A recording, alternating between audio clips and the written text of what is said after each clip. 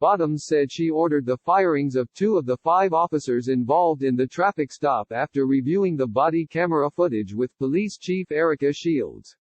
The other 3 officers are on desk duty, pending an investigation. The 2 victims were Spelman College student Tenia Pilgrim, 20, and former Morehouse College student Messiah Young, 22. The 2 were near downtown Atlanta when they were ordered out the vehicle. Body camera video shared by Atlanta police late Sunday shows an officer trying to remove the driver from the vehicle, which is stopped in the middle of the street. The incident occurred at Centennial Olympic Park Drive and Andrew Young International Boulevard. The vehicle, a dark-colored sedan, drives a few yards before stopping behind several other vehicles in the roadway. One officer repeatedly yelled for the driver to stop the vehicle and open the window. That officer repeatedly struck the driver's side window with a baton before smashing the window. The officer then tased the driver while another officer tased the passenger. Both people in the vehicle screamed for the officers to stop. Related, complete coverage, Atlanta protests. Bottoms also ordered the discipline after she and Shields spoke with presidents of the Atlanta University Center Consortium on Sunday. 4 presidents of the consortium signed a statement Sunday calling for a thorough investigation of the encounter. It is clear that the behavior of law enforcement in this country must change, says the statement, which was signed by Clark Atlanta President George French, Morehouse College President David Thomas, Morehouse School of Medicine President Valerie Montgomery Rice and Spelman College President Mary Schmidt Campbell. Incidents like the one last night and the many events of police violence, recorded and unrecorded, leading up to today heighten the urgency of this need for change, the statement says. And we support our students as champions and activists on behalf of change. Fulton County District Attorney Paul Howard said his office was talking to Shields and is moving rapidly to reach an appropriate charging decision regarding the office's conduct.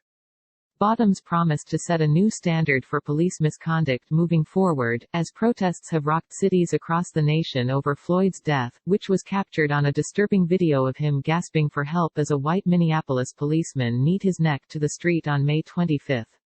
I share the office's firings with you because that is what you will see happen each and every day with the city of Atlanta going forward, Bottoms said.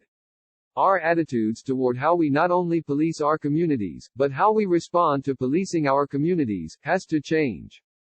The Georgia NAACP and other civil rights groups on Sunday condemned the encounter, saying police were not justified in their harsh tactics, including using a stun gun. We are done with the brutality and dehumanization of black bodies, the Reverend James Woodall, president of the Georgia NAACP, said at a press conference. Bottoms said Pilgrim was released Saturday evening and Young was released Sunday. Neither will face charges. I offer my apologies to the students and look forward to speaking with them directly, Bottoms said. Police officials said they tried to arrest Young for impeding traffic and initially justified the use of tasers, saying that Young and Pilgrim had reached for a gun. No weapon was recovered from the scene.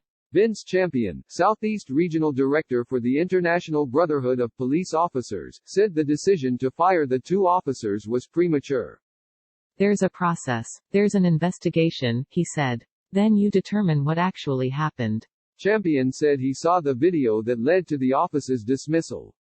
I look at the video like I look at all videos, he said.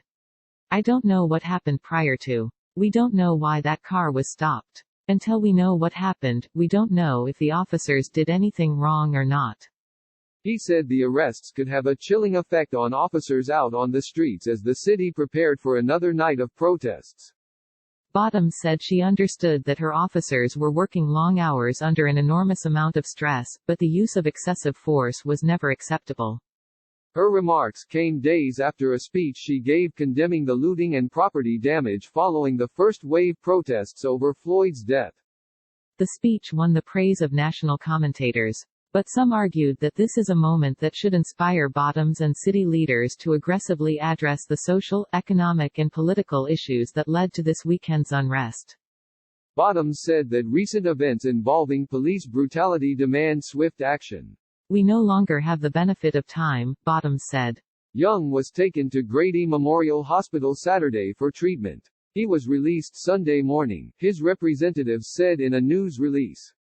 A few hundred demonstrators gathered outside Liberty Plaza at the state capitol where the Georgia NAACP press conference was held. The Capitol was ringed by dozens of law enforcement officers and National Guard members.